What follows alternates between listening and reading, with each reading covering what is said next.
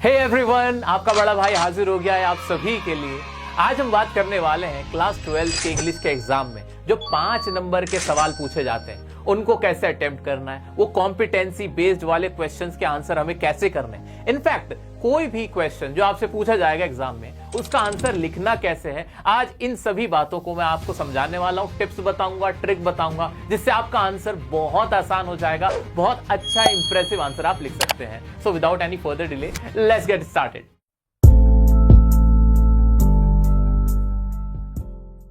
दोस्तों, सबसे पहली बात कि आपको जो शॉर्ट आंसर्स हैं उनके आंसर कैसे लिखने हैं, तो उसमें ना हम क्या करने लगते हैं, हम अपनी तरफ से बनाने लगते हैं।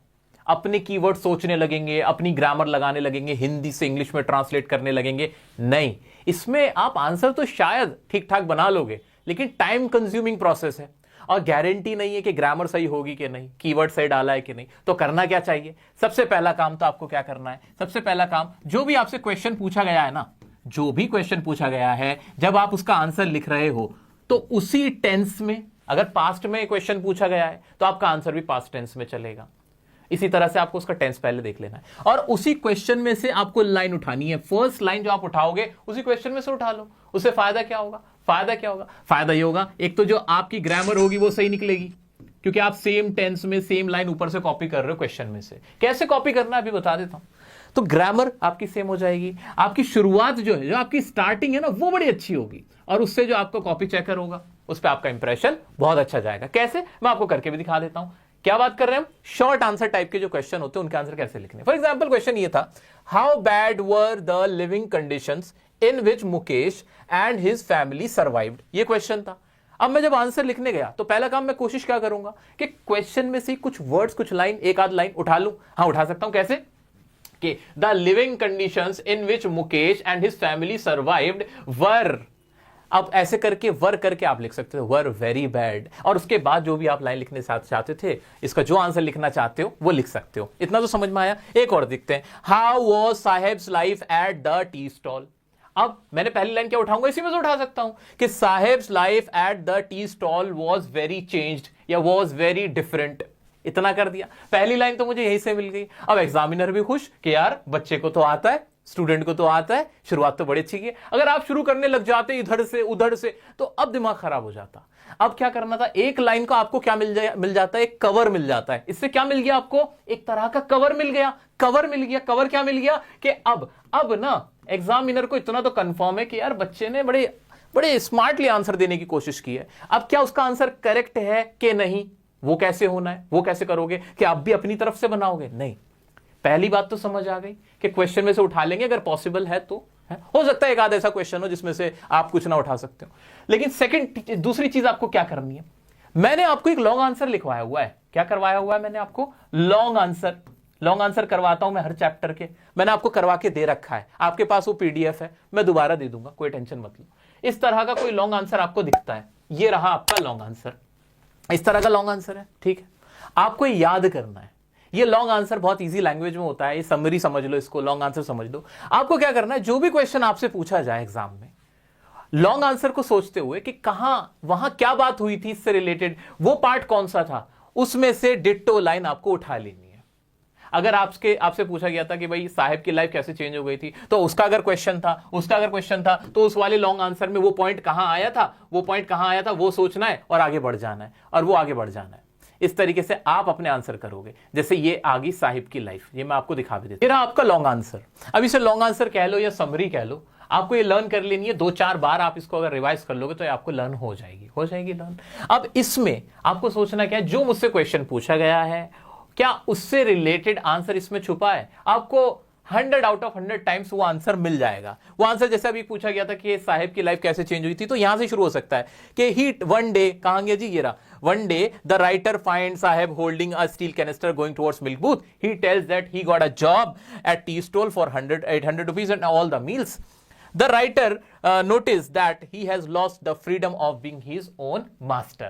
ये वाली लाइन, इनमें से 1-2 लाइन आपको लिख देनी थी। जैसे भी आपसे क्वेश्चन पूछा जाता, अगर 2 नंबर है तो 2 नंबर का हो जाता, अगर आपसे 5 नंबर है तो थोड़ा सा और बड़ा हो जाता। लेकिन इससे फायदा क्या होगा हमारा, फायदा ये होगा कि इसमें जो भी बातें लिखी हुई है ना, जो भी सेंटेंसेस हैं, एक तो ग्रामेटिकली एकदम करेक्ट है, दूसरा उसमें कीवर्ड्स अपने आप इंक्लूडेड है, तो कीवर्ड्स की भी टेंशन नहीं। तो एक बहुत प्यारा आंसर बिना बहुत ज्यादा समय लगाए आप लिख सकते हैं। सोचना क्या था मुझे, दोबारा से मैं अपनी स्ट्रेटेजी निकालता हूं। शॉर्ट आंसर की अगर बात करूं तो सबसे पहला काम तो क्या करूंगा, क्वेश्चन में से ही पहली लाइन उठाने की कोशिश करूंगा। ठीक है, अगर क्वेश्चन में से लाइन उठती है अच्छी बात है, वरना मैं देखूंगा जो लॉन्ग आंसर मैंने लर्न किया हुआ था उस लॉन्ग आंसर में से क्या मुझे आंसर मिल रहा है इसका, और उससे लिखी हुई, उससे जुड़ी हुई 2-3 लाइंस एज इट इज मुझे कॉपी पेस्ट कर देनी है। तो इसमें मुझे बहुत ज्यादा अपनी तरफ से बनाने की जरूरत नहीं पड़ेगी। एग्जाम में सबसे ज्यादा मार्क्स वही लेकर आता है जो बहुत ज्यादा वहां बैठकर नहीं सोचता है। एग्जाम के अंदर हमें पेपर करना होता है, हमें सोच के सागर में डूबना नहीं होता है। Hello, how are you? I am under the water.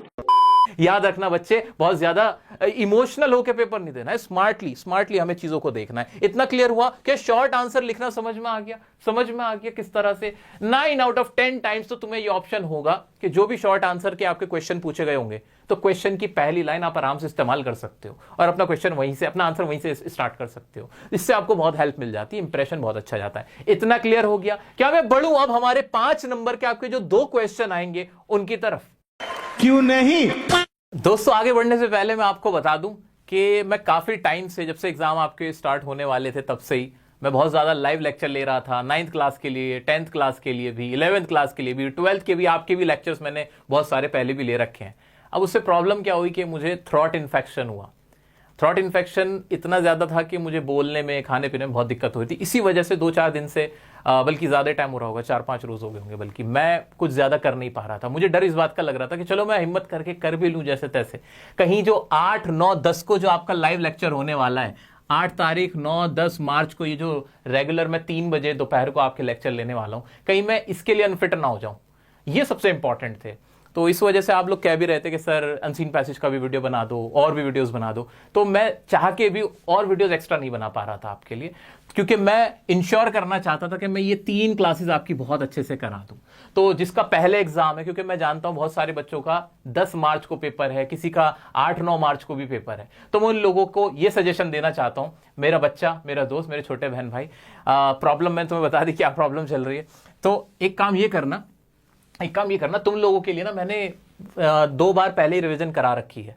तो कोर्स के टैब में जाना, प्लेलिस्ट में जाके आप देख लेना। प्लेलिस्ट में आपको क्लास 12th की रिवीजन क्लासेस मिल जाएंगी और वो काफी तुम्हारी हेल्प कर देंगी। 8, 9, 10 ये सीबीएसई के लिए स्पेशली बहुत ज्यादा इंपॉर्टेंट रहेंगी। तुम लोगों के लिए वो क्लासेस भी काम कर जाएंगी। उससे आप अपनी अच्छे से पढ़ाई करो। इंस्टाग्राम पे मुझसे कनेक्टेड रहना, मैं वहां तुम्हें क्वेरीज के आंसर करता रहूंगा। मैं तुम्हारे साथ खड़ा हूं, तुम टेंशन मत लो। अगर तुम्हारा पेपर अगर 12 तारीख से पहले, इनफैक्ट 11 तारीख से पहले, तो तुम टेंशन मत लेना, ठीक है। सो इस चीज का ख्याल कर लेना, ये प्लेलिस्ट है और इसमें वीडियोस आप आराम से देख सकते हो।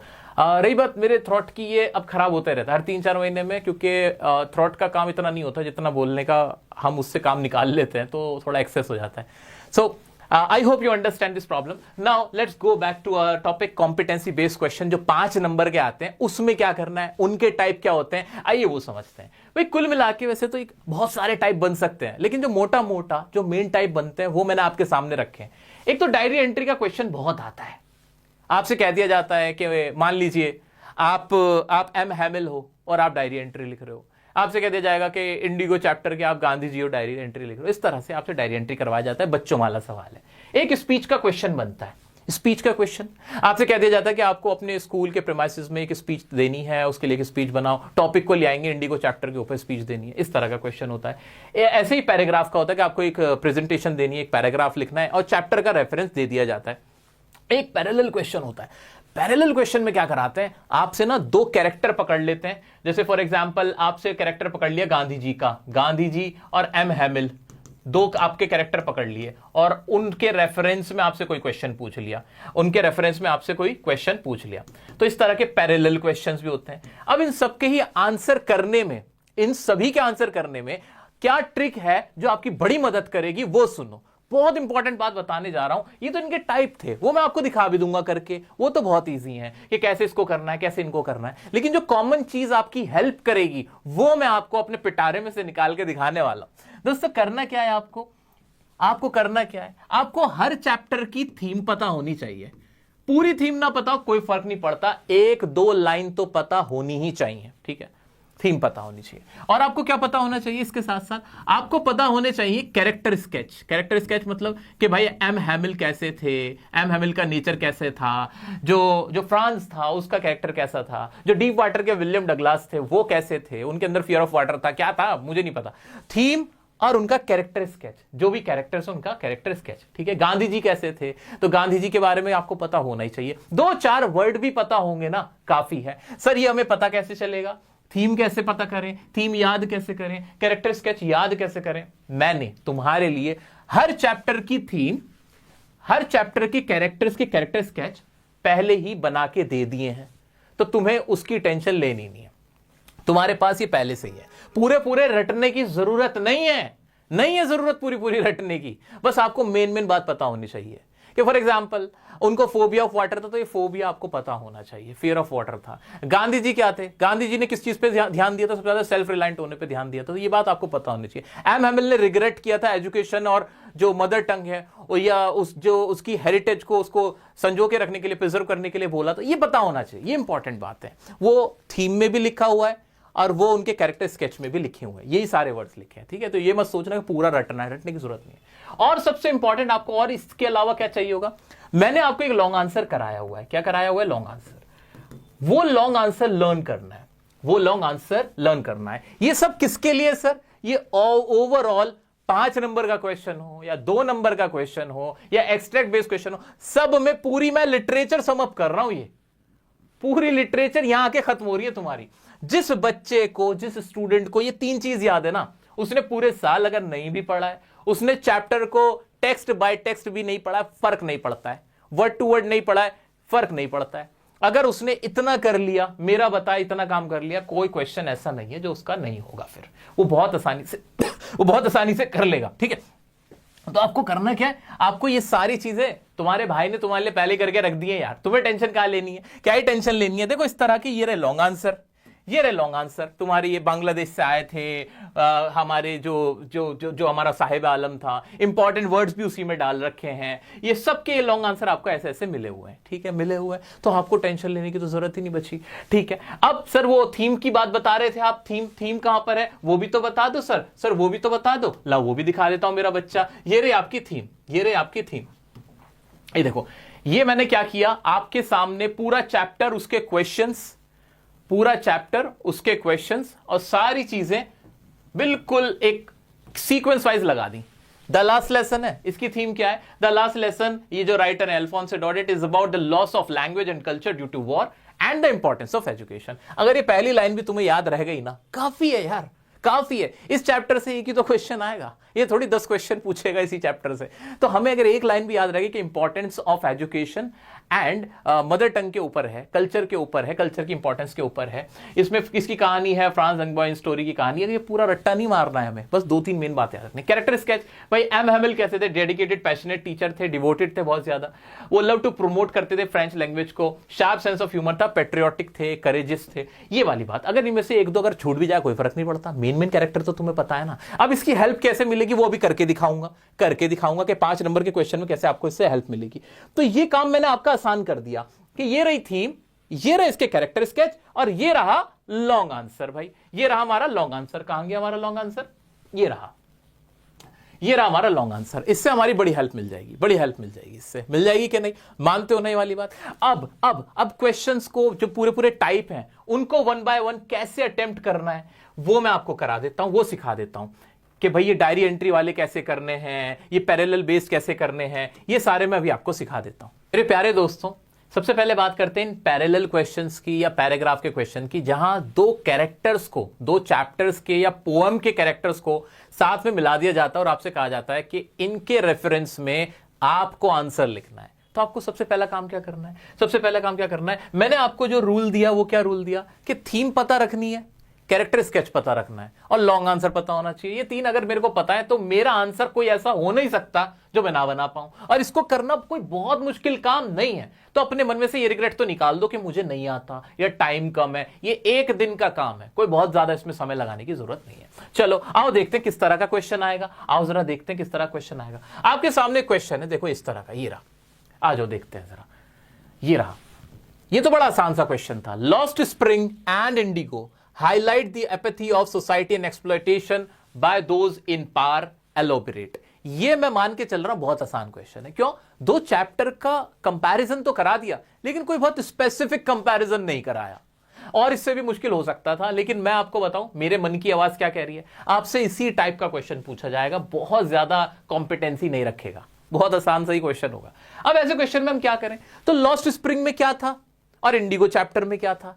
आपको शुरुआत ही ऐसे करनी है। कैसे करनी है मेरा बच्चा शुरुआत? मेरे छोटे बहन, मेरे छोटे भाई, शुरुआत कैसे करनी है?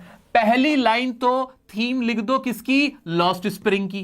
कि उसमें क्या था, उसमें क्या था। 1-2 लाइन किसकी लिखनी है? पहले चैप्टर की थीम लिख देना, लॉन्ग आंसर मत लिखने बैठना अभी उसका, ठीक है। और उसके बाद क्या करना? फिर 1-2 लाइन किसकी लिखनी है? थीम लिख दो दूसरे चैप्टर की, इंडिगो की। इतना काम कर दिया, इतना काम कर दिया, कर दिया सर। ऐसे फिर दोबारा आ जाएंगे, फिर दोबारा आ जाएंगे, या फिर दोबारा से लॉस्ट स्प्रिंग में। लॉस्ट स्प्रिंग में अगर एजुकेशन के ऊपर क्वेश्चन पूछा गया है तो एजुकेशन वाली बात को हाईलाइट करेंगे, ठीक है। जैसे कि यहां पे पूछा गया, क्या पूछा गया? यह बात हो रही थी सोसाइटी एंड एक्सप्लॉयटेशन की बात हो रही थी। एक्सप्लॉयटेशन, मेरा दिमाग जरा भी मैं घुमाऊंगा तो मुझे याद आएगा कि लॉस्ट स्प्रिंग में एक्सप्लॉयटेशन कौन कर रहा था। याद आया? मुकेश के साथ, हाँ, ब्यूरोक्रेट्स जो थे, पुलिस ऑफिसर जो थे, वो अपने आप को ऑर्गेनाइज नहीं कर पा रहे थे, पॉलिटिशियंस थे, वो लोग क्या कर रहे थे? उनका डेवलपमेंट नहीं कर रहे थे। ये वाली बात याद आ गई। अब लॉन्ग आंसर क्या पूरा लिख दूं? 120 वर्ड 150 में लिखना है। अगर मैं पूरे पूरे दोनों के लॉन्ग आंसर उठा के लिखूंगा तो एग्जामिनर को लगेगा इसे कुछ नहीं आता था। बट मैं तो स्मार्ट टीचर का एक स्मार्ट स्टूडेंट हूं, है ना। मैं क्या करूंगा कि एक्सप्लॉयटेशन वाली बात मुझे याद आ गई कि वो ऑर्गेनाइज, मुकेश के केस में ऑर्गेनाइज नहीं कर पाए थे, 2-3 लाइन वो लिखूंगा। याद आ गई मेरे बच्चा? हाँ, याद आ गई सर। ऐसे इंडिगो चैप्टर में क्या था? इंडिगो चैप्टर में गांधी जी क्यों गए थे वहां पे? क्योंकि जो पेजेंट्स थे उनको क्या किया जाता? उनको हैरेस किया जा रहा था, एक्सप्लॉइट किया जा रहा था, उनसे रेंट वसूला जा रहा था, रिफंड मांगा जा रहा था। वो जो पूरा सीन था इंडिगो का, जो प्रॉब्लम था वो था, बिल्कुल था अननेसेसरी, उनसे रेंट वसूला किया जा रहा था। तो यहां पे मैं इंडिगो की वही जो प्रॉब्लम थी उसको हाईलाइट कर दूंगा, उसको हाईलाइट कर दूंगा। इतना क्लियर हो गया? हाँ, इतना क्लियर हो गया मुझे। जब मैं इतना कर चुका होऊंगा, मुझे खुद ही लगेगा कि आंसर काफी बड़ा हो गया है। 120 वर्ड्स तो यही कंप्लीट हो गए, और लास्ट में मैं इसका कंक्लूजन लिख दूंगा। अब इतना जब मैं कर चुका होऊंगा या होंगी ना, उसके बाद मुझे समझ में आ जाएगा कि लास्ट का कंक्लूजन में मुझे क्या लिखना है, कि ओवरऑल टू कंक्लूड दैट, या in conclusion we can say. ऐसे करके अपनी लाइन को हम खत्म कर सकते हैं। वी कैन कंक्लूड या वी कैन से, ऐसे करके, ताकि हमारा आंसर बड़ा प्रोफेशनल सा लगे। ये सारी बातें ना अभी जब करने बैठोगे, खुद से लिखने बैठोगे, और आसान लगेगी। बस ख्याल क्या रखना है कि थीम ना मेरे को एकदम टिप्स पे याद होनी चाहिए कि भाई डीप वाटर की क्या थीम थी, रेड ट्रैप की क्या थीम थी, इंडिगो की क्या थीम थी, वो मुझे टिप्स पे होनी चाहिए। ऐसे उनके कैरेक्टरिस्टिक्स क्या थे? कैरेक्टरिस्टिक्स मतलब जो भी कैरेक्टर्स थे वो कैसे थे, गांधी जी किस बात की लड़ाई लड़ रहे थे, वो क्या कहना चाहते थे। नॉन वायलेंस का उन्होंने सहारा लिया था, है ना, नॉन वायलेंस का सहारा लिया था। वो हेल्प कर रहे थे पेजेंट्स की, है ना, जो वहां पे उनके ऊपर एक्सप्लॉयटेशन हो रहा था, हरेसमेंट हो रहा था, जो ब्रिटिश लैंडलॉर्ड्स थे उनके द्वारा इंडिगो से, की जो वो वहां पे खेती करवा रहे थे और रिफंड मांग रहे थे वो, लेकिन फिर राजी हो गए थे 25% के रिफंड के ऊपर। ठीक है, ये सारी बातें जो मेन क्रक्स हैं, जो कीवर्ड्स हैं, वो यही है, वो हमें याद होने चाहिए। आइए दोस्तों इसी तरह का एक और क्वेश्चन देखते हैं। क्वेश्चन है, she gave a little cry of Joy, she found a small red trap chapter का है।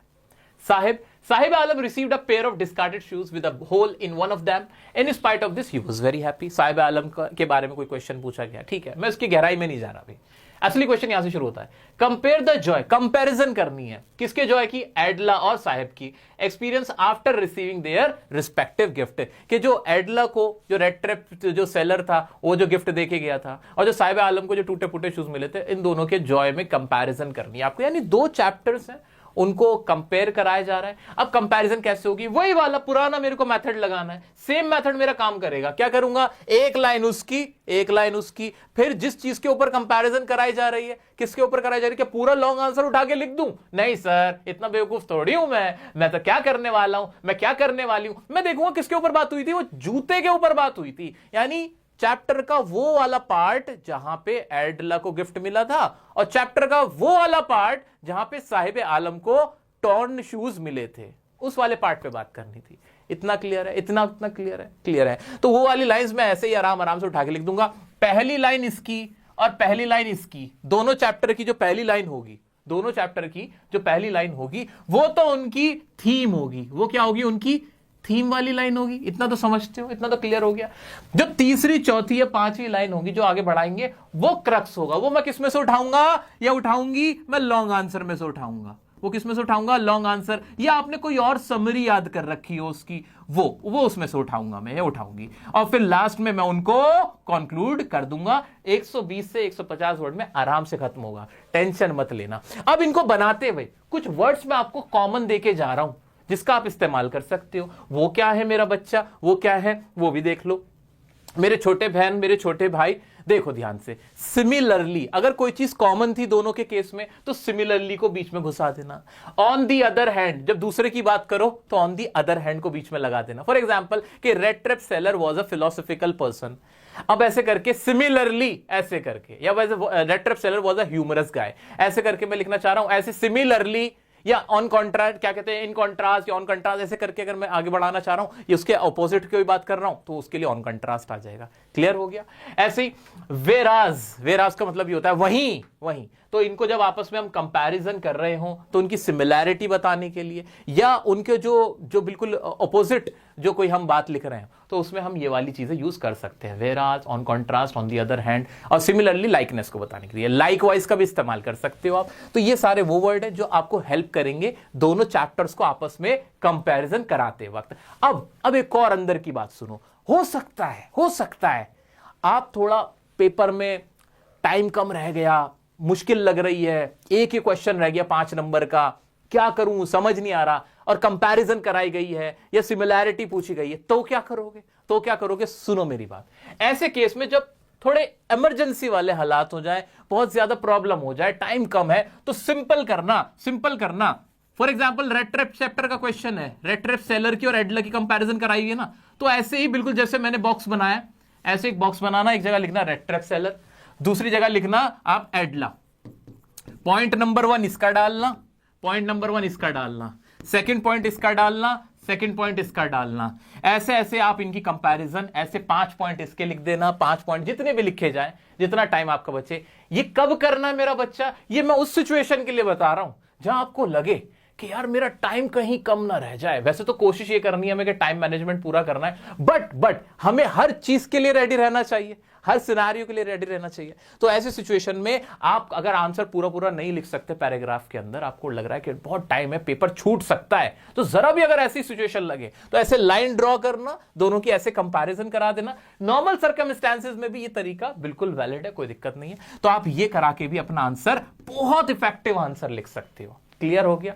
आइए अब बढ़ते हैं और टाइप की तरफ। दोस्तों बात करते हैं स्पीच वाले क्वेश्चंस की। क्या आपसे कहा जाता है कि आपको स्पीच देनी है 2 चैप्टर्स की, एक सिंगल चैप्टर को आपको दे दिया जाता है और कहा जाता है कि उसके रेफरेंस में आपको स्पीच बनानी है। जस्ट लाइक दिस क्वेश्चन है, बहुत लंबा चौड़ा क्वेश्चन है, घबराने की कोई जरूरत नहीं है। आपका तो माइंड ऐसे ही सेट रहना है क्या कि मुझे तो थीम याद रखनी है, इसमें था क्या और उसके कैरेक्टर जो भी थे वो कौन से थे, उनके बारे में क्या याद आ रहा है मुझे, बस वो याद रखना है। और लॉन्ग आंसर तो मेरी ताकत है ही। फिर आ जाते हैं। Where the peasants are so crushed and fear-stricken, law courts are useless. The real relief for them is to be free from fear. Indigo chapter की एक लाइन लिखी थी।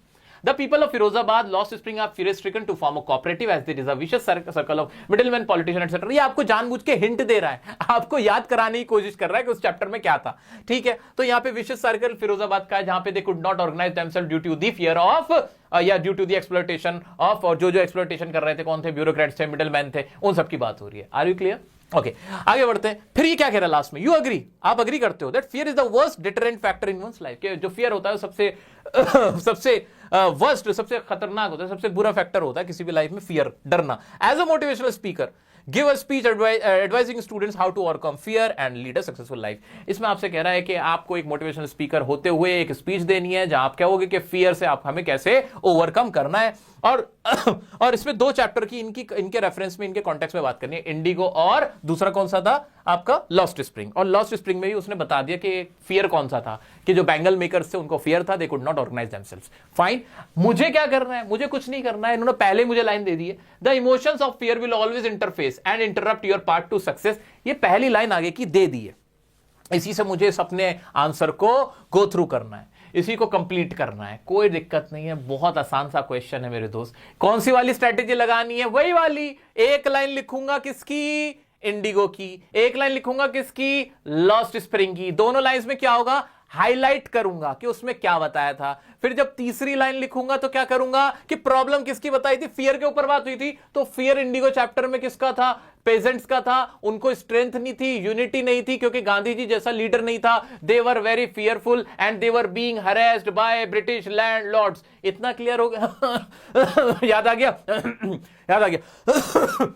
याद आ गया, सॉरी। हाँ, और ऐसे ही दूसरा चैप्टर कौन सा था हमारा? Lost spring. उसमें मुझे फियर से क्या याद आया कि जो बैंगल मेकर्स थे, तो चौथी लाइन मेरी उससे बन जाएगी। और सिमिलरली क्या वर्ड में उसमें चुपचाप से डाल दूंगा? हाँ डाल दूंगा सर, बिल्कुल डाल दूंगा। वेरास डाल दूंगा? हाँ डाल दूंगा सर, हाँ डाल दूंगी सर, कोई प्रॉब्लम ही नहीं है। इस तरह से मैं अपनी पूरी स्पीच बना सकता हूं, जैसे इन्होंने बनाई भी है कि पहली लाइन तो उन्होंने यहां से पूरी उठाई ली, It has the power to hold us back and prevent us from achieving our goals in the story Lost Spring। अब देखो इन्होंने हाईलाइट कर दी कि लॉस्ट स्प्रिंग में क्या था? Bangle makers are trapped in fear, unable to form cooperative. इन्होंने वही लाइन लिखी है जो हम डिस्कस कर रहे हैं। तो मोटा मोटा हमने क्या देखा? जो आपसे क्वेश्चन पूछा जाता है बहुत आसान होता है, बहुत आसान होता है। उसको लिखने का तरीका क्या? आपको चैप्टर के क्या पता होने चाहिए, थीम्स पता होनी चाहिए, और फिर देखना किस चीज के ऊपर, उस चैप्टर के किसी ना किसी पार्ट के ऊपर वो क्वेश्चन होगा।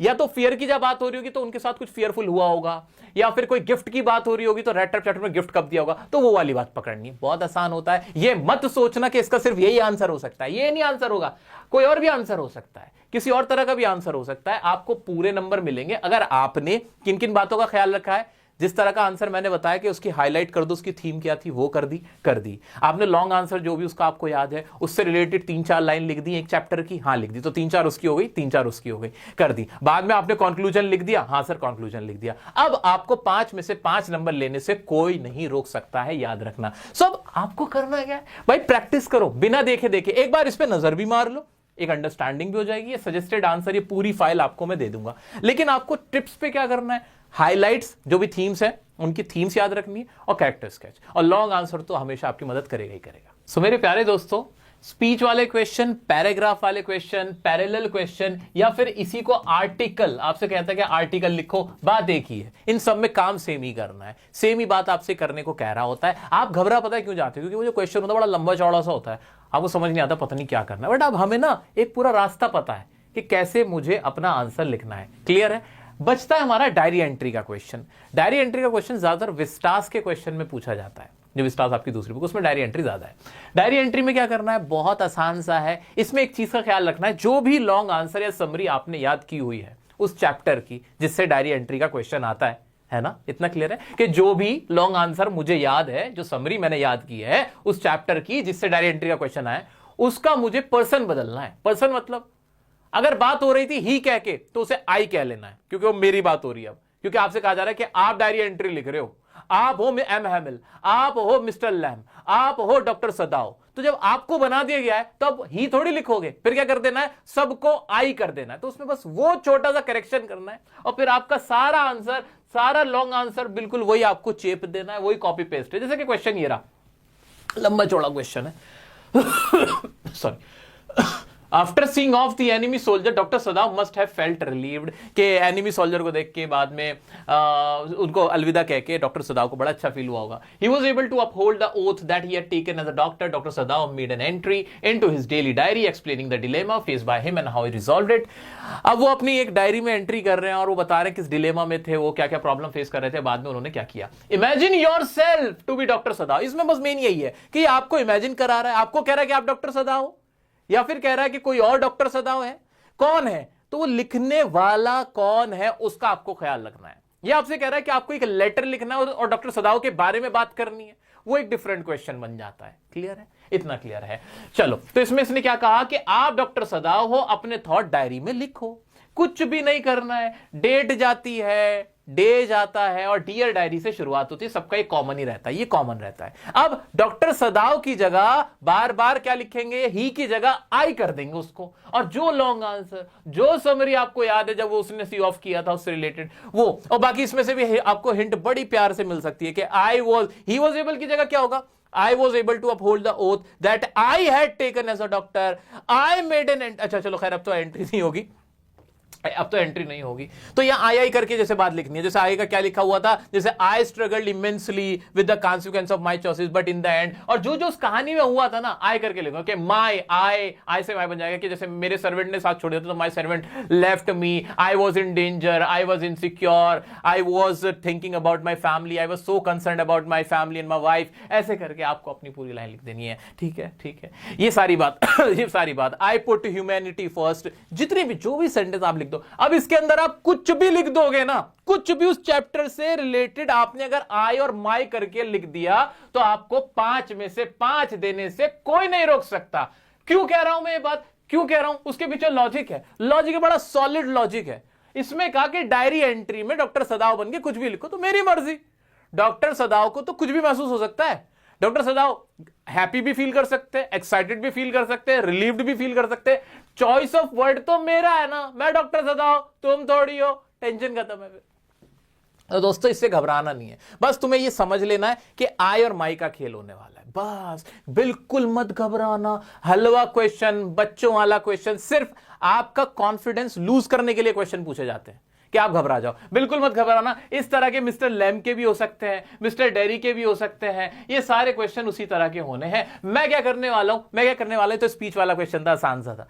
मैं क्या करने वाला हूं, सारी पीडीएफ ना, जो भी प्रीवियस ईयर क्वेश्चन पूछे गए हैं इस तरह के प्रीवियस ईयर वाले, सब कुछ आपको दे देता हूं। अब आप बिना देखे ट्राई करना, एक बार इनको गो थ्रू करना, बिना देखे ट्राई करना, देखना अब आपसे बहुत आसानी से बन जाएंगे। हाँ, अगले जितने भी दिन बाद आपका एग्जाम है, एक रात बची हो एग्जाम में, जितना भी समय बचा है, वो सारा समय कहां लगाना है? लॉन्ग आंसर समरी, थीम्स और कैरेक्टर स्केच।